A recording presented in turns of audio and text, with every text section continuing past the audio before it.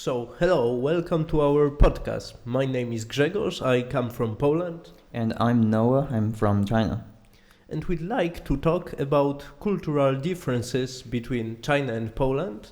Noah is a student who studies in Poland now, and he has some cultural shock just when he arrived in our country.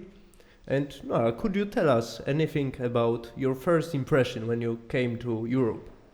Yeah. So just like most of the foreign students come to Poland or other European countries, the first thing they will notice, the society and the life around them is already like being changed, either in big scale or in some like detailed way.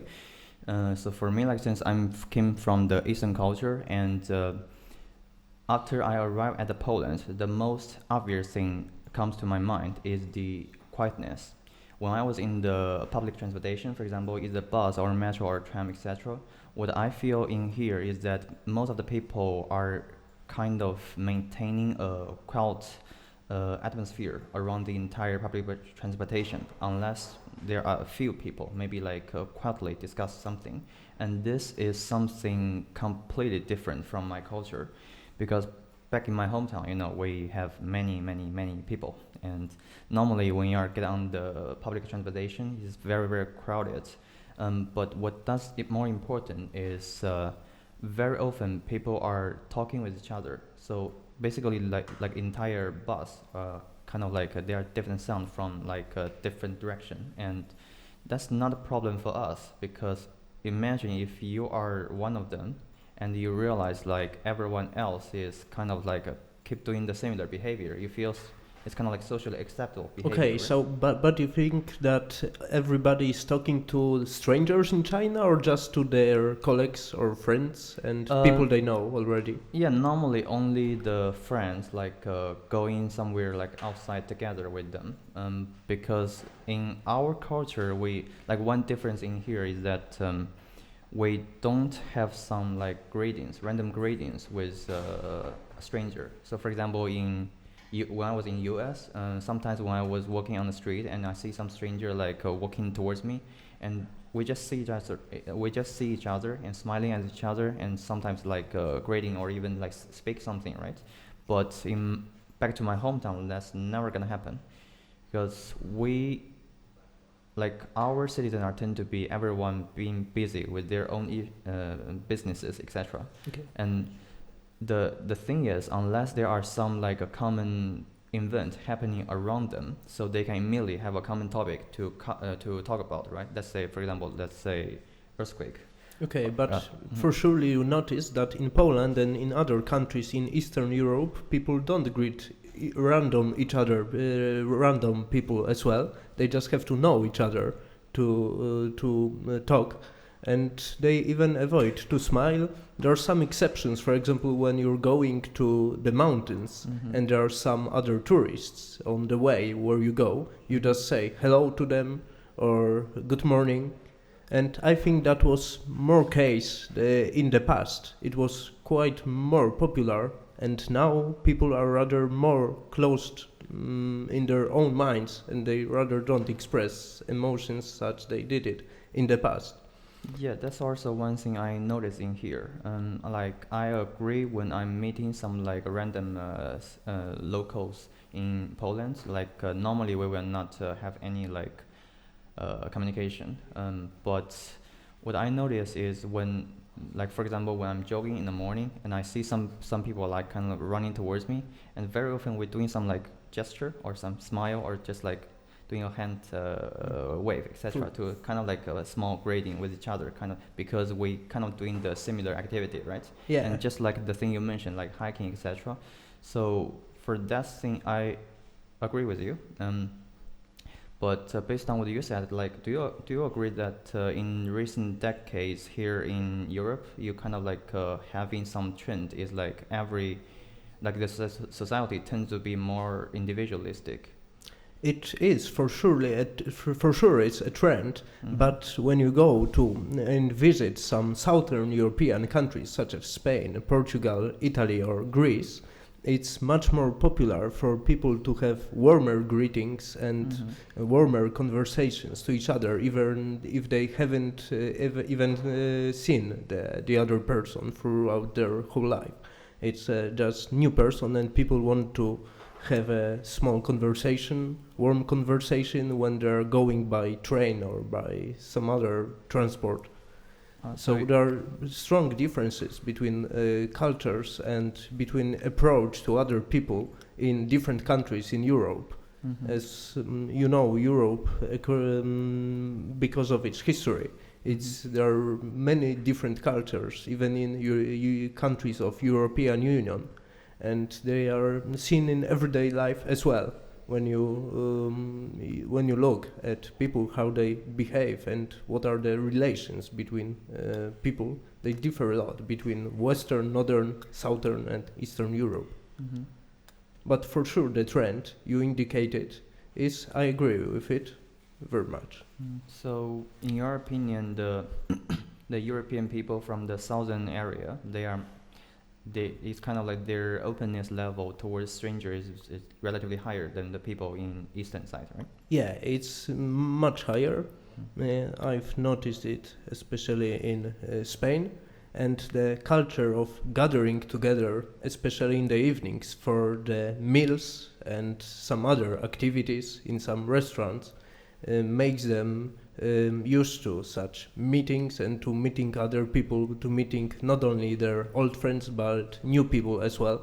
And the whole atmosphere around it makes some impression that they are just open and they get used to many approaches to life, to many new people.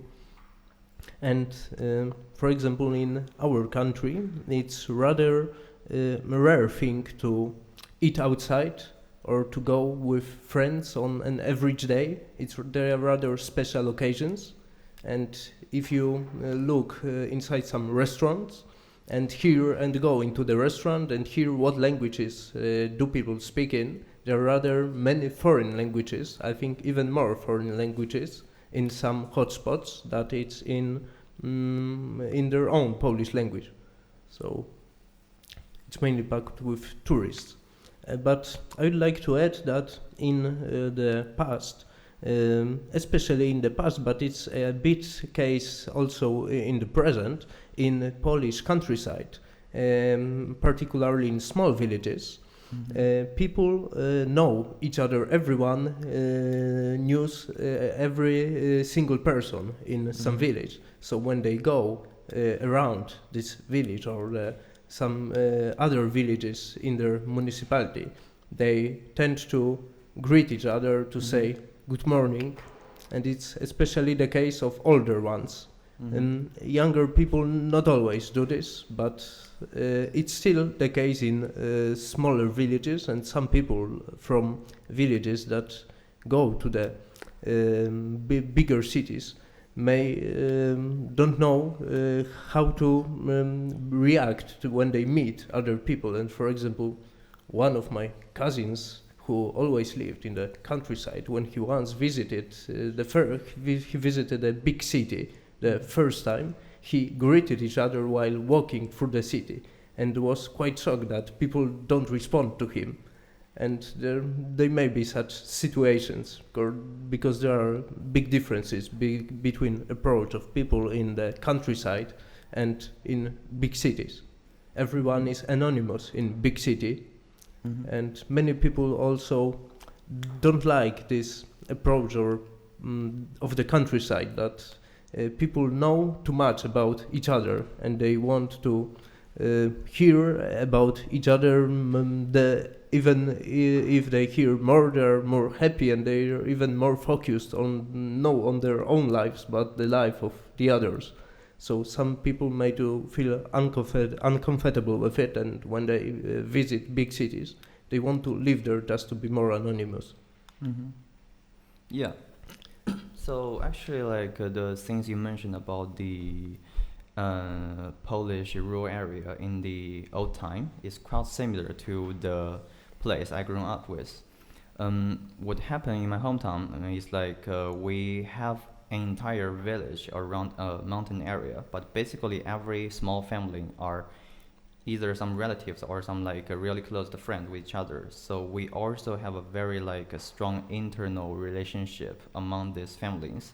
And what makes this atmosphere become special is that we didn't close our door during the day, but of course we will do it during the night. That was the same case in Poland, mainly in the past, on the countryside.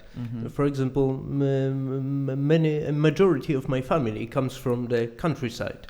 And for example, my grandmother got used to not locking her door all the day, even on the night. But some people close the door during the night. But she didn't do it when she was young, and sometimes she does it now when where there are much more thieves and much more burglaries than it was in the times where there was another system. There was communism in Poland. And after the 90s, there was a huge increase in burglaries in the first years. And there were some problems because some, mainly older people, got used to some things that they did during their early life, during their childhood and early adulthood. And it's hard to tell them that it's dangerous and that they should change it and think that there are many more dangerous things that they couldn't face in the past, but they have to face now and have to be more. They have to be conscious that there are some such things.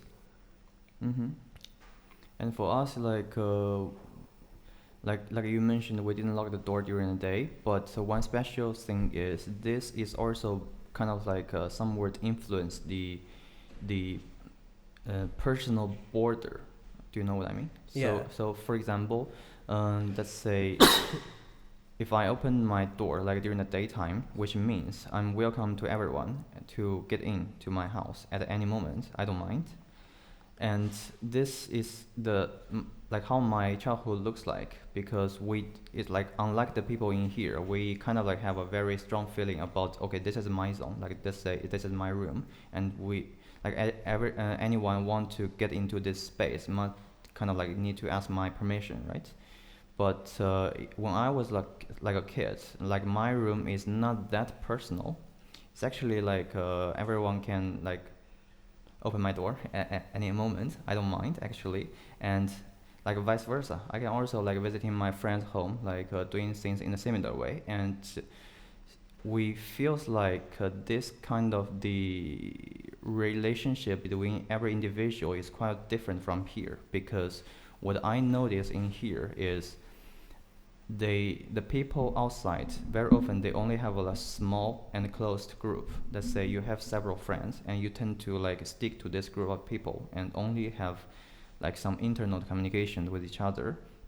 But as for how can this smaller group communicate or establish some new connections with other external groups, what I know is very difficult. I've heard, and you are not the first person that told me that when he arrived to Europe or in some countries, that's more often in Western Europe and Northern Europe with strong Protestant tradition, that people are more focused on their own personality and individualized than more collective Eastern or Southern Europe. And they have close circles of very close friends, and it's rather hard to be their new friends when they have already several ones. They rather focus each other and making these friendships more and more closer. Yeah, but it's hard like to invite anyone else. Yeah, but like my question is, like every human beings have a need to looking for some new relationship. New relationships, yeah. So here in the Western society, in what way were you commonly used to kind of like meet some people and like establishing new relationships? Okay. When we talk about romantic relationships and close relationships, it has the pace of changes is really fast, because several years ago, I don't know, like 15 years ago in Poland, people went just to the city and met someone in the bar, some random person, or got to relationships in schools and continued them through their whole life or a large part of their lives. But now there's many online applications, and people tend to give their information about their lives, about their own personality, and these applications give them any people that they may feel good with, and they just do some arrangements just with these people. And so internet and has changed life of many people in Europe very much. And there's some traditions that were present in the past faded and are not visible anymore. Are just maybe it's not the case of all people. There are still different ways you can get to know another person outside of your own circle. But internet relations are much more vivid and much vividly seen in your life, especially when we talk about more close and romantic relationships. When you want to find somebody, you use internet application to meet with someone. That's also like similar thing we notice in our culture as well, because the modern technology kind of like brings a lot of changes into our society, right? And to some extent, it makes our life easier. Like you mentioned, for dating app, for some other like application to meet new friends, it seems like we can easily post our personal information online to present ourselves and to spread our information to a large scope of population, to make more potential people know us and getting closer with us. And this looks like everything gets easier, but what I observed is, although it looks easier to talk, to meet new people, but it's actually harder to deepen the relationship. Because what I noticed, like in the past, when the internet is not that developed yet, very often you meet some new people with some like specific activity, and you're supposed to do it like together with a like pretty long period. And in this process, it's kind of you can establish like a very like a deep and like a long-term either friendship or relationship. But normally in nowadays, when you meet some people online, you start to like testing each other, or maybe have several like offline meets, drinking something together. I tried some of them in here, but what I feel is very often the connection with new people stopped at a very like superficial level, and it's really difficult to find a way to kind of like deepen. Okay, but there are many places located in big cities. There are many places where people who work mainly online and just prefer not to work from their home, and they go to these places where the other people who work online gather together, and they just work on their. Everyone works on their own. They don't know each other, but while they have a break, they can make new relationships, meet new people, have a conversation, and they are more and more popular. That people mix some going outside to the city center with their work. So I think it's quite new in Poland, but it's more and more people take advantage of such situation, and they try to make some new friendships in that way. And I think for me, for example, it's more natural than to meet through the internet, and that may be funny and more, and you may open yourself even if you're shy. So actually, I didn't agree with this one, because that's actually like comes to another like culture shock I've seen here. like around 1 year ago, I was invited to my friend's birthday party, and we have around 11 people in total in a smaller place. And I thought that could be a really good opportunity to meeting new people, to kind of like establish a new friendship with them, right? But what happened in the reality is like even in such like a crowded space, and we have 11 people, but then like the people just like separated into very very like small group, like only 2 people, 3 people, like as a small group, and have a very few like intergroup communication. That's something seriously surprised me, because when I was in China, for example, very often we have those big events with, let's say, 100 or 200 people. Wow. And we have like those like group activity. It's like almost everyone engaged in. Okay, so you mean it's organized in some way, that person who invited you organized some activities to engage everyone in one time? Exactly, like Okay. no matter it's some official event, let's say for example some ceremony in school, yeah, it happened in that way. And also in like when it comes to the personal aspect, when we having some special holiday or festival, like only with your family or like inviting some other friends, they will also like organize the personal event in such kind of like organized way with those group activity, because from our perspective that's something necessary if you are trying to make something like big, you know. Okay, so Because I'm rather accustomed to this way that you just described. That when I go to the party with my friends, there are, for example, 20 people, and there are small groups of 5, 6 people that are naturally made during this party, and people rather talk in small groups and have rather activities in these smaller groups, not in everyone at the same time.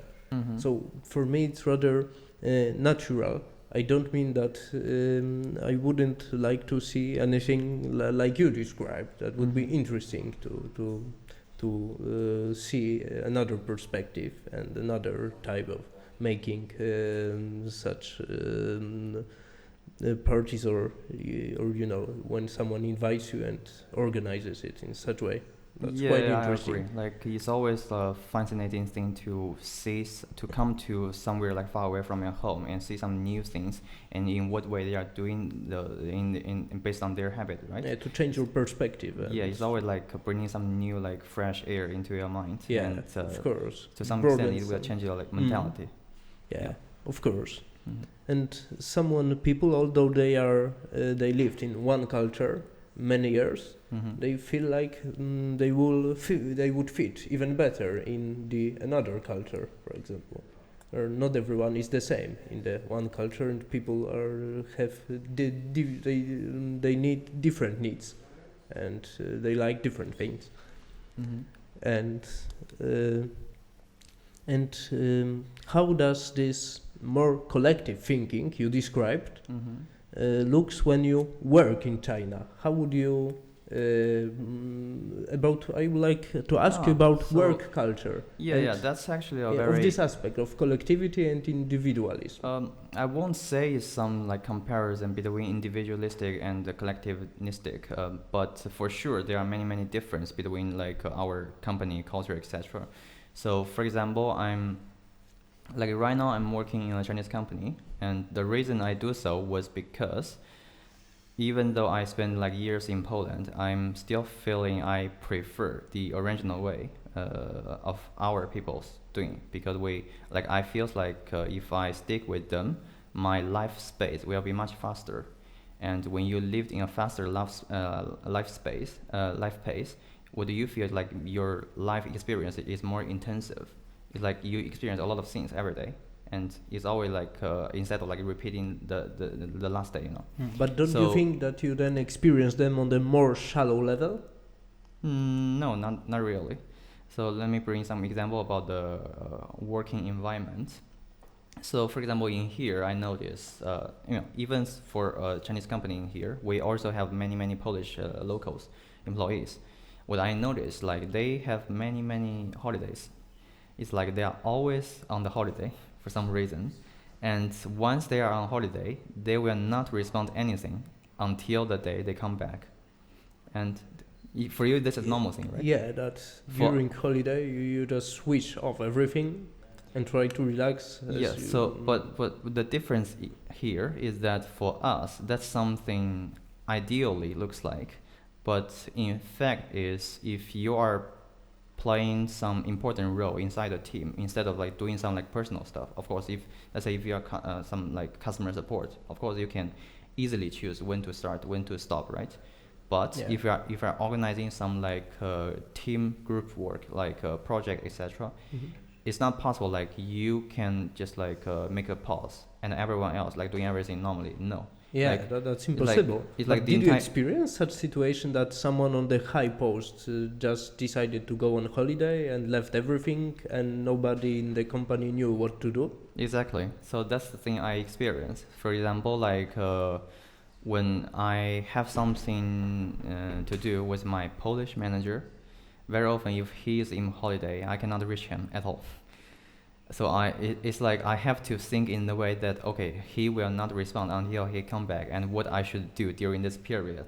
But when I'm working with, let's say, Chinese people, even though I know they're on holiday and I can still like contact them, I can send them some message, I will not expect them like respond me immediately. But for sure, they can find some like empathy time during their holiday time to check everything and like give me a very quick reply, and this like make me feel much more comfortable, because like even though they are taking a rest, but our procedure can still like continue in the regular way, and our common purpose can be achieved like much faster, you know. And I'd like to ask you about this, to come back to this aspect about individualism and collective thinking. Do you think that what are advantages and drawbacks of these two approaches when we talk about work culture? Yeah, so for example, like, okay, this is only my personal understanding. So what I observe in here, people tend to think something or consider something from the perspective of their self, right?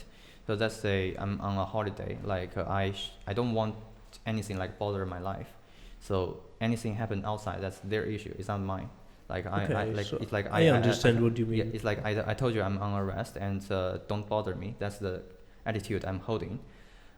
But coming back to our people's perspective, it was more like thinking in a way that I'm playing a quite important role inside the team. If I choose not to respond for a very long period, it feels like other people have to compromise a lot of things for me, and this in our culture will be considered as a irresponsible behavior. So you just have a strong feel of responsibility towards others in your team, as you mentioned, like the community. Collective thinking, right? Yeah. So we tend to think in a larger scope. Yeah. We will consider like our responsibility is not only my life. It's like the things related to my life is also a part of the things I need to do something about it. Yeah, and the smaller the team is, the biggest responsibility you have as a person for the larger group. If you are, for example, a worker in a big company of 200 people or 300 people, then every person has a smaller responsibility towards others. It may seem that you have lower responsibility because your work is a smaller part of the work of the whole team then. It also depends on what type of work you're doing. Yes, of course. Like some jobs are relatively independent, but some of them are related to many people. Yeah, of course. And that's makes it much harder to clearly cut off. It depends on it if we have to do some task in real time, or you just can, I don't know, do it a week later and this week do other things, or just do your task earlier and then have a rest. And the coordination between the work of different people is important. How is it? It depends on the task and on the type of company, as you mentioned. Yeah, exactly. I agree. Yeah, and thanks for today. And thank you very much. I think that was quite clear that we have pretty obvious difference between the individualist culture and the collectivistic culture. But what I want to emphasize is there isn't such thing like something are better or something are worse. They are just like different, and they are good at different aspects. Yes, yeah, of course, I agree. I can't agree anymore. Mm-hmm. So I think Yeah. we could learn from each other Yeah, and sure. see in what ways can we improve our way of work and way of life to make it better and more happy. Yeah, thanks for your feedback. Thank you very much. It was very nice to meet you and to talk to you. Yeah.